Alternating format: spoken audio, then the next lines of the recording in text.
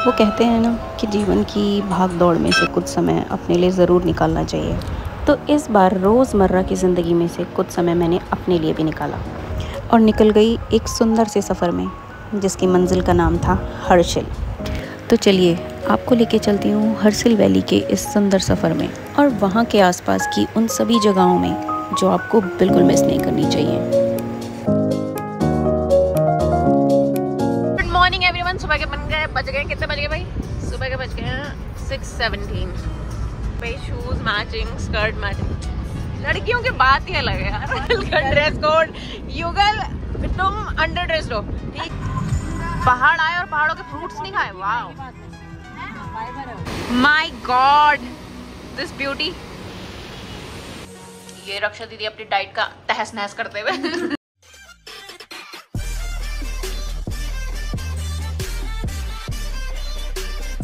कर लो। Continue yes yes भैया सोचना पड़ता है। आज तक कहते हुए सुना ही था कि मंजिल से सुंदर सफ़र होता है, लेकिन इस ट्रिप में जाने के बाद मुझे इस बात पे यकीन भी हो गया। और इस बात का ये मतलब तो बिल्कुल भी नहीं है कि मंजिल खूबसूरत नहीं थी।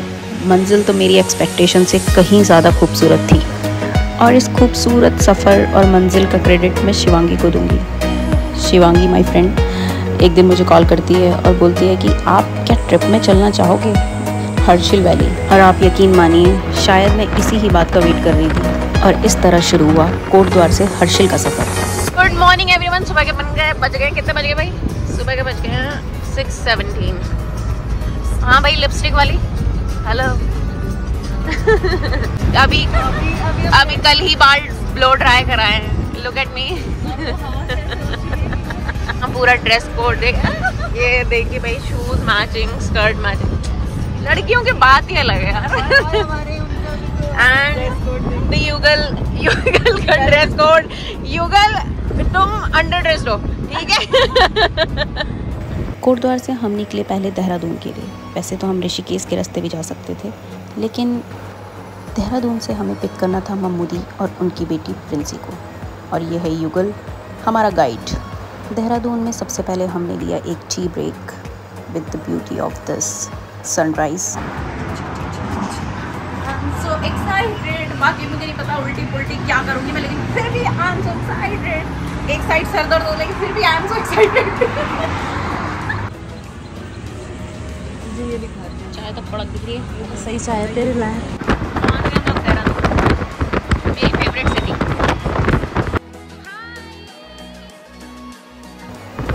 मम्मूदी को पिक करते ही हमें युगल ने बताया कि हम लोग ऋषिकेश वाले रूट से ना जाते हुए हम लोग जा रहे हैं मसूरी वाले रास्ते से, और वो भी एक बहुत खूबसूरत रास्ता है। दीवार पे बनाई हुई पेंटिंग्स, इतनी क्लीनलीनेस और इतनी प्यारी सड़कें, इतने सारे पेड़, इतनी ग्रीनरी। यही रीज़न है कि देहरादून मुझे सबसे ज़्यादा अट्रैक्ट करता है। तो ये रास्ता है देहरादून से मसूरी का।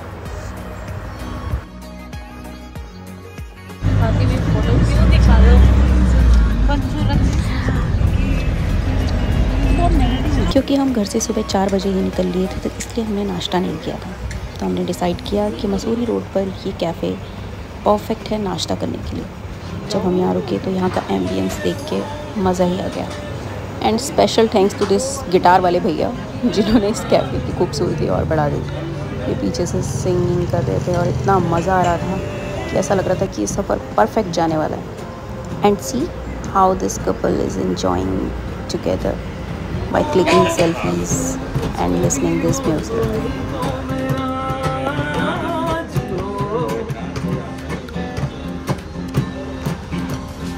मिलती है जो अचानक वो सौगात हो,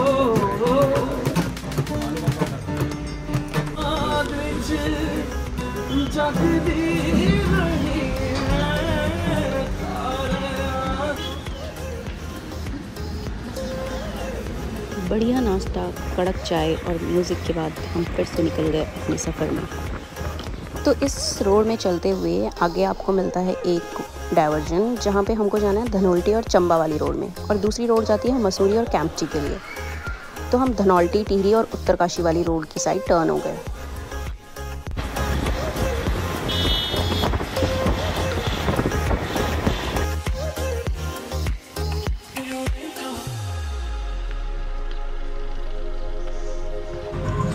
पहाड़ आए और पहाड़ों के फ्रूट्स नहीं खाए। वाह।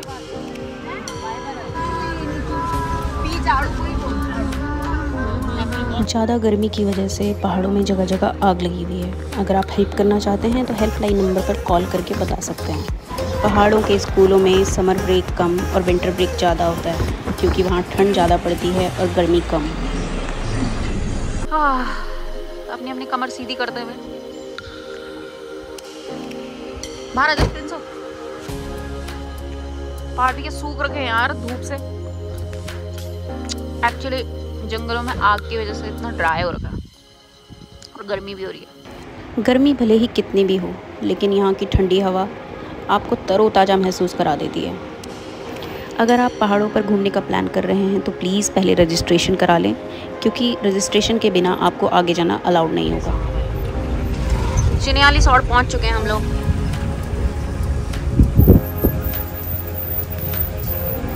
पहले हम लोगों का प्लान चिन्याली सौड़ में रुकने का था, लेकिन हम लोग बहुत टाइमली पहुंच गए थे क्योंकि रश नहीं था। तो हमने डिसाइड किया कि चिन्याली सौड़ गांव में न रुककर हम लोग भटवारी गांव में रुकेंगे, जो कि 63 किलोमीटर बचा हुआ था। क्योंकि अब लंच टाइम हो चुका था तो हमने डिसाइड किया कि हम लंच चिन्याली सौड़ में ही करेंगे। तो हम लोग रुके हैं चिन्याली सौड़ ना। यहाँ पर से एक रूट यमुनोत्री के लिए जा रहा है और हमको जाना है गंगोत्री। और अब हम करेंगे लंच। से आए हम चिन्याली सौड़ से और इधर जाते हैं यमुनोत्री के लिए और हम लोगों ने जाना है गंगोत्री। चिन्याली सौड़ पहाड़ में, हेठ पहाड़ में सेंसर वाला हैंड वॉश है। सीरियसली तुम्हारे घरों में भी है क्या? Right babe.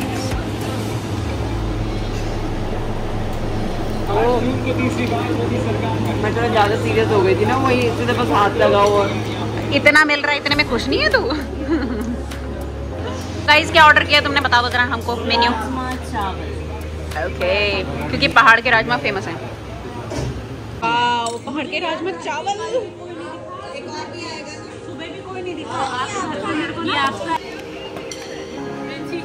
Thank you uncle जी।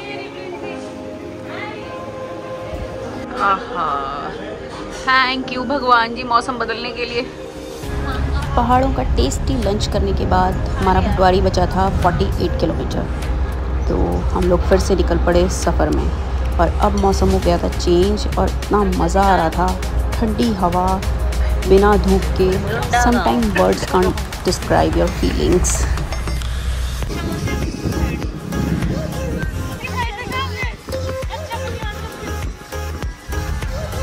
भटवाड़ी बचा 34 किलोमीटर। क्योंकि भटवाड़ी बस 34 किलोमीटर बचा था तो उससे पहले हमने डिसाइड किया कि हम लोग रुकेंगे उत्तरकाशी में। और उत्तरकाशी अपने आप में ही एक बहुत खूबसूरत जगह है। भैया यहाँ ट्रेंड है, कुछ लेना है? ये है उत्तरकाशी।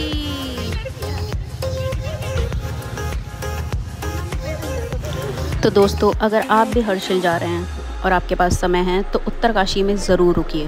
उत्तरकाशी में काशी विश्वनाथ का बहुत सुंदर मंदिर है। तो हम लोग रुके हैं उत्तरकाशी में और इस टाइम पे पार्किंग में हैं और अभी हम जा रहे हैं काशी विश्वनाथ टेम्पल, जो कि शिव जी का मंदिर है। So thank you Shivangi for offering me this trip. और मेरे को सच में इसकी ज़रूरत थी। आई थिंक हम सब कुछ हाँ वैसे कह सकते हैं। बाकी लोग आगे जा चुके हैं। काशी विश्वनाथ उत्तराखंड में एक ऐसा शिवालय जहां कहा जाता है इसके दर्शन मात्र से ही वाराणसी के काशी विश्वनाथ के बराबर दर्शन पाने का सुख मिलता है। उत्तरकाशी माँ भागीरथी गंगा के तट पर स्थित है। इस नगर के बीचों बीच महादेव का भव्य मंदिर है। पौराणिक कथाओं के मुताबिक उत्तरकाशी में ही राजा भागीरथ ने तपस्या की थी और उनकी तपस्या से प्रसन्न होकर ब्रह्मा जी ने उन्हें वरदान दिया था कि भगवान शिव धरती पर आ रही गंगा के वेग को धारण कर लेंगे। उत्तरकाशी को प्राचीन समय में विश्वनाथ की नगरी कहा जाता था। कहा जाता है कि इस मंदिर की स्थापना परशुराम जी द्वारा की गई थी। महारानी कांति ने 1857 में इस मंदिर की मरम्मत करवाई। महारानी कांति सुदर्शन शाह की पत्नी थी। सुदर्शन शाह, जिन्हें गढ़वाल साम्राज्य के राजा सुदर्शन शाह के नाम से भी जाना जाता है, टिहरी जिले के आधुनिक नई टिहरी शहर के शासक और संस्थापक थे। पौराणिक कथाओं के अनुसार मंदिर के ठीक सामने मां पार्वती त्रिशूल रूप में विराजमान है। कहा जाता है कि राक्षस महिषासुर का वध करने के बाद मां दुर्गा ने अपना त्रिशूल धरती पर फेंका था। ये त्रिशूल यहीं आकर गिरा था। तब से इस स्थान पर मां दुर्गा की शक्ति स्तंभ के रूप में पूजा की जाती है। पहाड़ों के इन सीजनल फ्रूट्स के आगे सुपरमार्केट में मिलने वाले एक्सॉटिक फ्रूट भी फेल हैं। और फिर यहाँ से दर्शन करते हुए हम लोग निकल गए भटवाड़ी की ओर। ठंडी हवा, बदलता मौसम, बारिश की बूंदें और इतने सुंदर नज़ारे, यही तो खूबसूरती है हमारे उत्तराखंड की।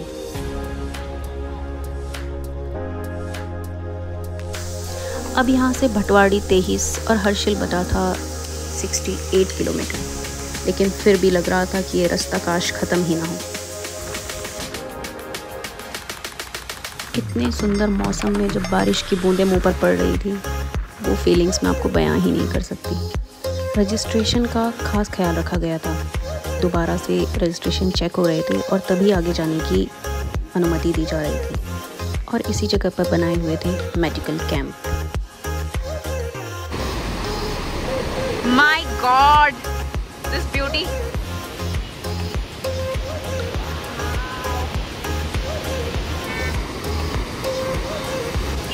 यहाँ तक आ रहे हैं।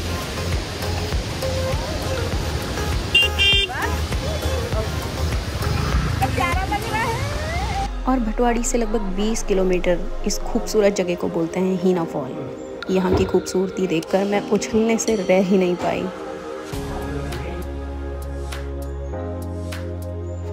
सुंदर नज़ारे और प्लीजेंट सफ़र को एंजॉय करने के बाद हम लोग पहुँचे आज की पहली मंजिल में।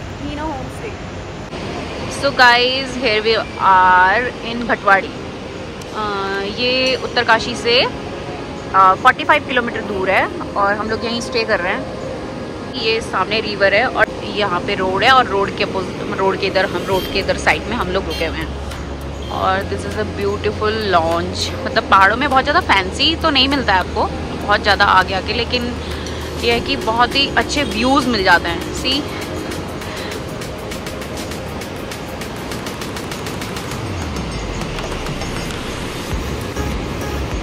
इसीलिए मैं छत में आई व्यू दिखाने के लिए और मुझे यहाँ पे एक और व्यू मिल गया। सी, कितनी क्रिएटिविटी है यार लोगों के हाथ में। यहाँ पे पहाड़ों में कितने प्यारे प्लांट्स बो रखे हैं इन्होंने छत में। और ये हर एक चीज़ को यूज़ किया हुआ है, पाइप से लेकर ड्रम से लेकर ये केन्स, ये ऑयल वाली केन्स, और मतलब जिस चीज़ को यूज़ किया जा सकता है उसको यूज़ किया हुआ है। और इतने सुंदर फूल लगाए हुए हैं। What I am trying to say कि जब भी पहाड़ों में आएँ तो पहाड़ों की ब्यूटी के लिए आएँ।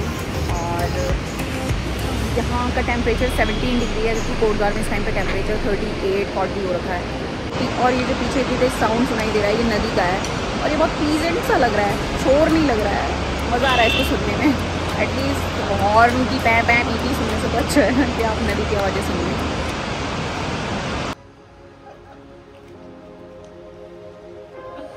हो गया नहीं तो ये मेरे पास जाएगा। मेरा दूध पकड़ा गया ना। अब आप